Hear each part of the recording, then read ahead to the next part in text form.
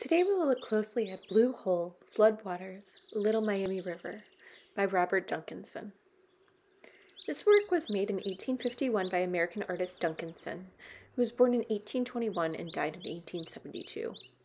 It measures 28 by 1/2 inches by 41 and 1/2 inches and is painted on oil on canvas. This realistically depicted landscape features 3 fishermen in a forest sitting in front of a river.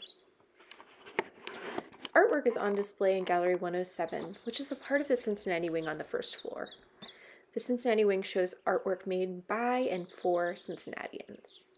This section highlights Cincinnati artworks from the pre-Civil War era. This is one of 5 Duncanson landscapes on display at the museum. Let's take a closer look at Blue Hole, Floodwaters, Little Miami River, starting with the foreground.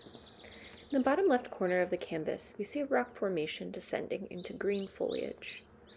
There are spiky plants and rounded leaves here that lead the viewer's eye into the clearing where the fishermen gather. The fisherman on the left has light brown hair and is wearing a white shirt and brown pants. We cannot see his face as he is seated away from the viewer. His fishing rod juts out to the left into the river he is facing. The fisherman in the middle is facing us with a light brown outfit. He has light skin, a brimmed hat, and is bending down toward the left fisherman. The third fisherman is sitting on a large mossy rock. We can only see their upper body and the back of their dark brimmed hat, as well as their fishing rod raised in front of them. Next to this fisherman on the rock is a round jug. On the other side of the canvas, the rock leads into more greenery and a fallen log that frames the water in the middle. The art is drawn into the canvas by the depth shown in the water above the group of fishermen, as it reflects the grays and blues of the skies above. Surrounding the gray, the water becomes darker to mirror the trees that line the riverside. The water meets the land with lots of fallen trees and rock formations. Moving upward, we see many deciduous trees and some coniferous trees throughout.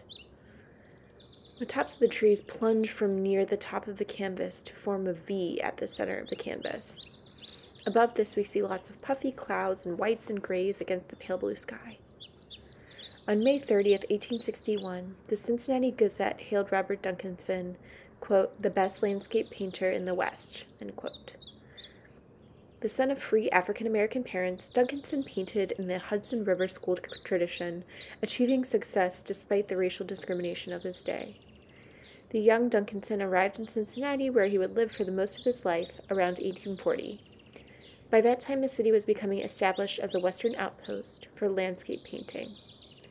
His landscapes and his sensitive still lifes earned him generous patronage, especially among Cincinnati's prominent abolitionists. The Blue Hole, a deep mirrored-like pool in the Little Miami River, a tributary of the Ohio River, had been a favorite spot for artists since the early 1830s. It is located in what is now John Bryan State Park outside of Dayton. This painting is often considered the artist's finest work. Duncanson's rendering of the popular locale is distinguished by the simple geometry of its composition, its delicate palette of silvery blues and greens, its soft, fluent brushwork, and sweetly poetic mood. Duncanson's landscape shows the calm waters of the pool, surrounded by the majestic trees and jagged rocks, and the diagonals of the tree tops lead the eye to the painting's center point, where a group of bare white trees lay piled in the distance.